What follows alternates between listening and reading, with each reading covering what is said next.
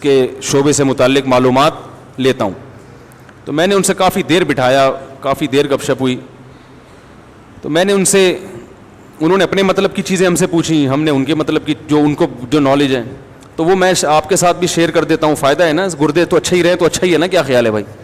گردے تو سب کو اللہ نے دیے, کوئی دنیا میں گردے لیس آدمی تو آج تک میں نے دیکھا نہیں ہے. تو جو بھائی جن کے گردے نہیں ہیں وہ جا سکتے ہیں, جو گردے والے ہیں وہ بیٹھ کے تھوڑی سی بات اور سن لیں, فائدہ ہوگا ان کو, کیونکہ یہ گردے اسی طرح کام کرتے رہیں. تو انہوں نے, ڈاکٹر نے بتایا کہ گردے خراب ہونے کی ایک بڑی, نشہ تو ہے سگریٹ وگریٹ, کولڈ ڈرنک اور نشہ, یہ تو سب مانتے ہیں جانتے ہیں کہ کولڈ ڈرنک گردوں کا بیڑا غرق کرتی ہے, سگریٹ نقصان پہنچاتی ہے, نشے کی جتنی چیزیں گٹکے مٹکے. لیکن ایک بہت اہم چیز یہ بھی ہے کہ جو وائٹامنس کی گولیاں ہیں نا, آج کل ہر آدمی کچھ نہ کچھ کھا رہا ہے, دیسی چیزیں لوگوں نے چھوڑ دی. میں بھی حیدرآباد میں ایک حکیم صاحب سے میری ملاقات ہوئی کچھ دن پہلے, میرا حیدرآباد جانا ہوا. وہ حکیم صاحب میرے عقیدت مندوں میں سے تھے, میرے بیانات سنتے تھے. پہلے وہ مجھ سے کراچی ملنے آ بھی چکے ہیں. یہ میں دیسی چیزوں کے فضائل بیان کر رہا ہوں آپ کے سامنے, کہیں یہ نہ ہو کہ آپ مجھ سے حکیم صاحب کا نمبر مانیں, وہ کسی کی پبلسٹی کے لیے نہیں بیٹھا میں یہاں پہ. تو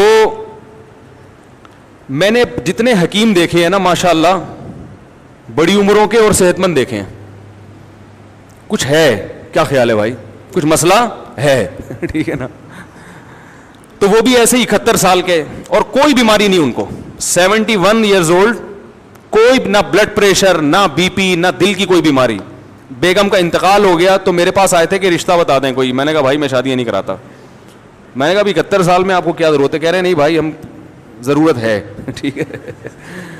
تو کوئی پیسہ اللہ نے بہت دیا تو کہہ رہے ہیں کوئی رشتہ بتا دیں, کوئی بیوہ ہو, طلاق یافتہ ہو, اللہ نے کا دیا مال بہت ہے, پیسہ بھی ہے, عزت بھی ہے. تو میں نے کہا بھائی میں تو وہ نمبر دے دیتا ہوں رفیع بھائی کا. تو وہ چونکہ بڑے حکیم تھے تو میں نے ان سے حکمت کے بارے میں کافی معلومات لینا شروع کی. ان کے پردادا نے ایک انگریز کا علاج کیا, انگریز کے دور حکومت میں, پردادا یا دادا. وہ انگریز بیمار تھا اور تمام ڈاکٹر اس انگریز کو جواب دے چکے تھے. ویسے تو یہ گورے حکیموں کو بالکل نہیں مانتے, ابے حکیم ایسے, ابے حکیم 2 نمبر, ابے ایسا ویسا ہی. لیکن مرتا کیا نہ کرتا, جب سب سے مایوس ہو گیا تو قبلہ حکیم کے پاس آ گیا, وہ انڈیا میں, ہندوستان میں. انہوں نے اس کا علاج کر دیا, ان کے دادا یا پردادا نے. وہ بندہ ٹھیک ہو گیا. تو اس گورے نے, آفیسر تھا وہ مرتے مرتے اللہ نے اس کو زندگی دی.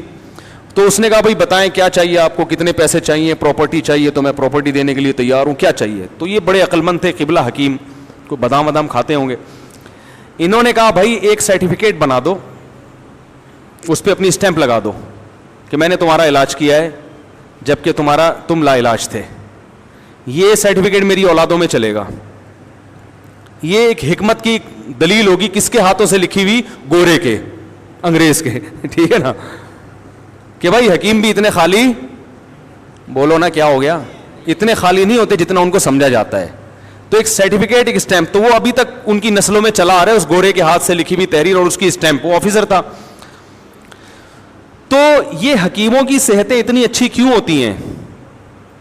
اس لیے کہ تمام دوائیں بچوں کی پہنچ سے دور رکھتے ہیں اور خود بھی ان کی پہنچ سے دور رہتے ہو. دوا کا اصول ہے شدید ترین ضرورت کے بغیر استعمال نہ کی جائے. آج ذرا آئرن کی تھوڑی سی کمی, آئرن کے کیپسول پھانکنا شروع کر دیے. فلاں چیز کی کمی, فلاں کے کیپسول. ابے بھائی آئرن کی کمی ہے تو سیب کھا لے, پالک کھا لے, اللہ کے بندے, پالک سے تو ویسے پتری ہوتی ہے, سیب کھا لے. لائف اسٹائل کو تمیز سے ٹھیک کر لے, تو جلدی سو لے, صبح جلدی اٹھ لے, ایکسرسائز کر لے, اندر کا سسٹم صحیح ہوگا تو آئرن کی کمی, کسی میں کیلشیم کی کمی تو کیلشیم کی گولیاں پھانکنا شروع کر رہا ہے وہ. جب آپ کے اندر کا سسٹم ٹھیک نہیں ہوتا تو کسی نہ کسی چیز کی کمی ہوتی ہے. جب اندر کا صحیح ہوتا ہے نا آدمی, تو جو کھائے گا ساری چیزیں پوری ہوں گی اس سے. یہ جو گندم کی روٹی ہے, اس میں اللہ نے دنیا کی ہر چیز ڈال دی ہے. اسی سے ہڈی بھی بنے گی, اسی سے آنکھوں میں بینائی بھی آئے گی, اسی سے بال بھی گرو کریں گے. گندم کو, میرا بیان سن لیں دوبارہ, آڈیو بیان ہے, گندم کی روٹی. تو جب اندر کا سیٹ اپ صحیح نہیں ہوتا تو پھر ساری چیزیں کیا ہو جاتی ہیں. تو انہوں نے بتایا, جو کڈنی کے اسپیشلسٹ تھے, کہ یہ جو وائٹامنس کی گولیاں کھائی جا رہی ہیں, یہ اس سے بھی کیا ہو رہا ہے, گردوں میں پتھری بنتی ہے. تو اور بہت ساری کافی مفید معلومات, اللہ ان کو ان کی عمر میں برکت دے, کم از کم ان کے گردے اللہ صحیح رکھے, ٹھیک ہے نا. ٹھیک, تو انہوں نے ہمیں کڈنی کے بارے میں اتنی اچھی معلومات دی. تو دواؤں, پیناڈول ہے, ذرا سی ٹینشن ہوئی, تھکاوٹ ہو رہی ہے, 2 گولیاں پیناڈول پھانک کے, ابے بھائی تو تھکاوٹ ہو رہی ہے سو جا, تو آرام کر لے, تھوڑا گرم پانی سے نہا لے, کیا خیال ہے, تھوڑے پٹھے وٹھے کیا ہو جائیں گے, کھل جائیں گے, مالش کر لے. ٹھیک ہے, تو یہ چیزیں ہوا کرتی تھی. میں نے بڑے بڑے حکیم دیکھے ہیں, بوڑھے ایسی فٹنس. ہمارے محلے میں ایک حکیم, ہاں یہ مطلب نہیں ہے کہ ہر حکیم اس قابل ہے کہ علاج کرائیں, ان میں بڑے بڑے فراڈی بھی پڑے ہوئے ہیں بھائی.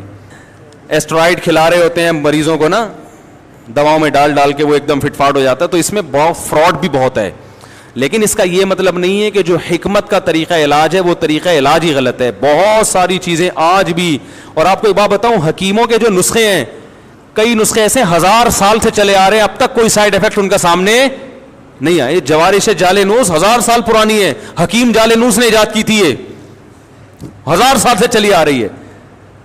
کہ نام کتنا اچھا ہے, جوارش جالینوس ہے بھائی. اور آپ کو بتا دوں 2-4 چیزیں گھر میں لا کے رکھ لیں, وہ کھایا کریں.